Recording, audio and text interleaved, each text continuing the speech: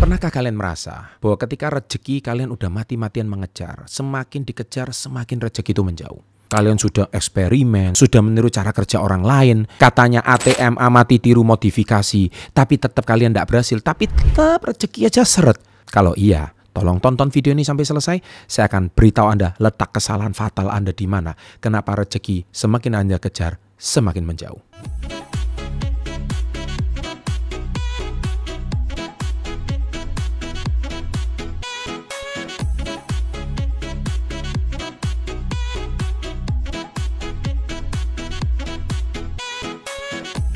Welcome to Success Before 30 Business and Financial Mentoring. Sahabat entrepreneur, salam hebat luar biasa. Nah, pada kesempatan kali ini saya terinspirasi dari sebuah kisah. Saya pernah membuat satu Instastory, kemudian saya memberikan sebuah pertanyaan, tips mendapatkan jodoh yang baik. Oke, saya jawab.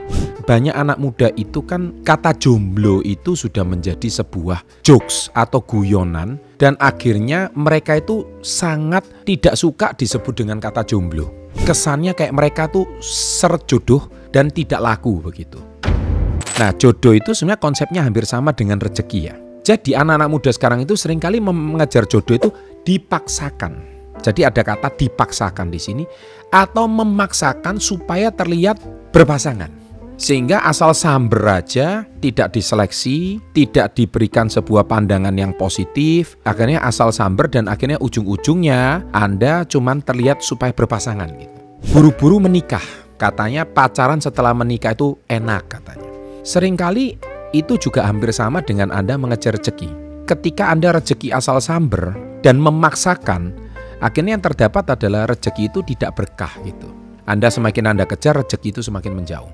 Saya mau pertegas di sini bahwa prinsip mengejar jodoh itu ada dua faktor. Faktor yang pertama itu adalah God factor atau faktor dari Tuhan, dan faktor yang kedua adalah human factor atau faktor dari manusia. Ini konsep mengejar rezeki, jodoh, semuanya sama. Orang Indonesia ini kalau soal cerita God factor hebat.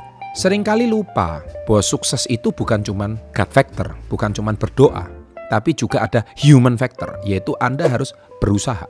Berdoa saja kalau Anda kencang dan kuat, itu akhirnya setiap hari menutupi kelemahan Anda cuma dengan berdoa meminta kepada Tuhan supaya menutupi kelemahanmu. Itu konsep mindset yang salah. Ketika Anda memaksakan sesuatu yang memang Anda belum pantas Anda dapat, akhirnya Anda punya unsur memaksa. Nah, saya pernah membahas itu, yaitu tentang the law of attraction, AKV, atensi, koneksi, vibrasi. Nah, atensi Anda kemana? Kalau atensi Anda itu mengejar sesuatu dengan cara memaksa, saya punya satu tabel di sini. Anda silakan lihat tabelnya. Ini adalah bicara soal tabel energi.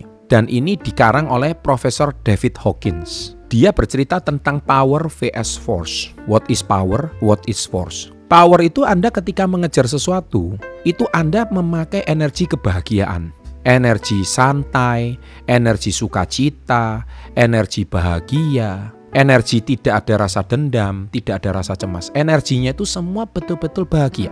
Beda kalau Anda bekerja tapi tertekan, force. Energinya penuh dengan stres, penuh dengan rasa cemas, penuh dengan rasa dengki, penuh dengan rasa negatif, singkat cerita. Hasilnya pun berbeda, sama kayak Anda ngejar jodoh. Kalau Anda atensinya ngejar jodoh hanya cuman karena pengen terlihat keren, terlihat indah, terlihat supaya tidak dicap kata-kata tetangga, maka jodoh yang dapat juga yang berantakan juga.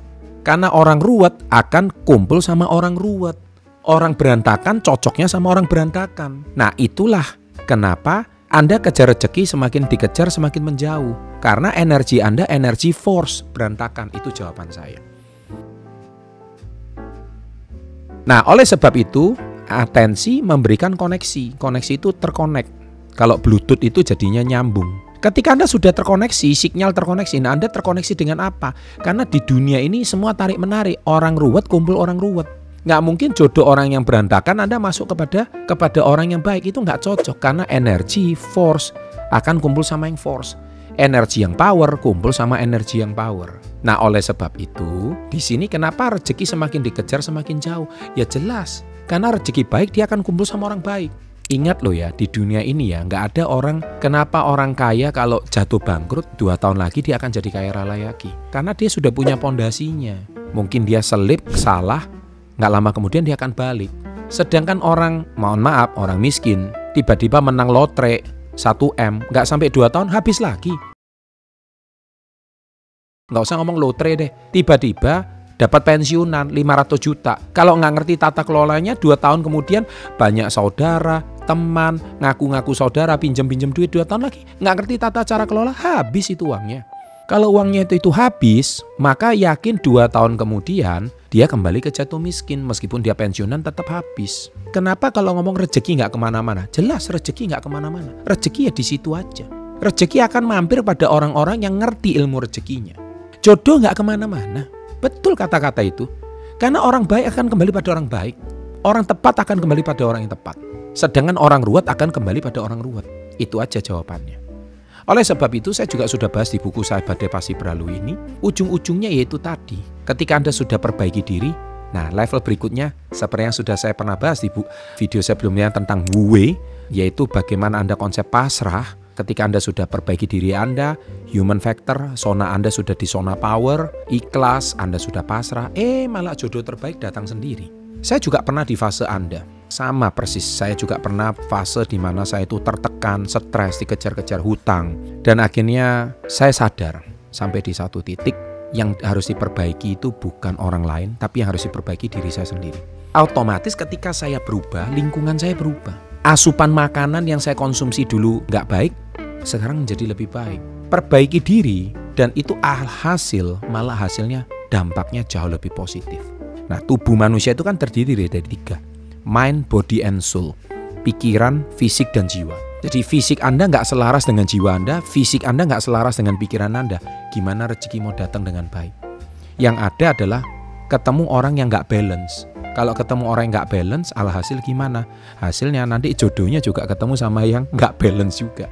Loh Pak, tapi saya sudah seagama Pak, sudah seiman. Seagama seiman tidak jaminan ketemu jodoh yang baik. Mohon maaf loh. Tapi ada nggak seagama dan seiman tapi jodohnya baik? Ya ada gitu. Tapi kenapa seagama dan seiman tapi jodohnya tetap tidak baik? Karena seagama seiman pun belum tentu hidup Anda balance.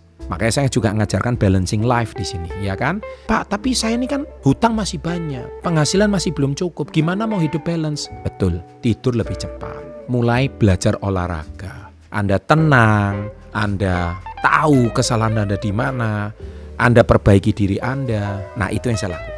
Makanya kenapa saya tulis buku Badai Pasti Berlalu ini, salah satunya adalah ini sebenarnya kebodohan saya di usia muda. Kenapa saya mengejar rezeki itu dengan cara memaksakan diri dan akhirnya saya melanggar hukum alam. Ketika saya melanggar hukum alam ya seperti Wu Wei itu tadi. Sama seperti kalau orang tanya ayam kampung sama ayam horen mana lebih sehat. Saya percaya 1000% orang akan jawab ayam kampung. Kenapa? Ayam kampung makanannya alami. Dan ayam kampung dari telur sampai jadi ayam dewasa itu butuh 6 bulan sampai 1 tahun. Nah coba Anda lihat ayam horen. Dari telur sampai jadi ayam siap potong itu 1-2 bulan udah jadi. Kenapa? Dipaksa, suntik, hormon dan sebagainya. Akhirnya alhasil kalau ayam itu Anda konsumsi juga tidak baik di jangka panjang. Nah, rezeki juga sama.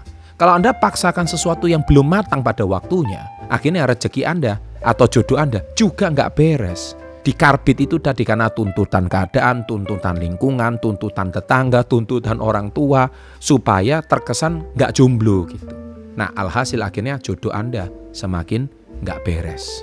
Semoga video kali ini bisa memberikan Anda manfaat tentang konsep jodoh ini. Memang saya tidak ada poin-poinnya, sengaja saya tidak mau kasih poin, karena supaya saya lebih kepada diskusi kepada Anda, ngajak Anda tuh sharing dengan satu tujuan. Pengalaman saya ini saya tularkan dengan satu tujuan. Kalau Anda selama ini ngejar target nggak capai-capai, ngejar rezeki nggak capai-capai, ngejar jodoh nggak beres-beres, jangan-jangan banyak kekeliruan yang Anda lakukan. Sukses untuk Anda, demikian sharing saya dari sini. Jangan lupa like-nya, and always salam hebat luar biasa.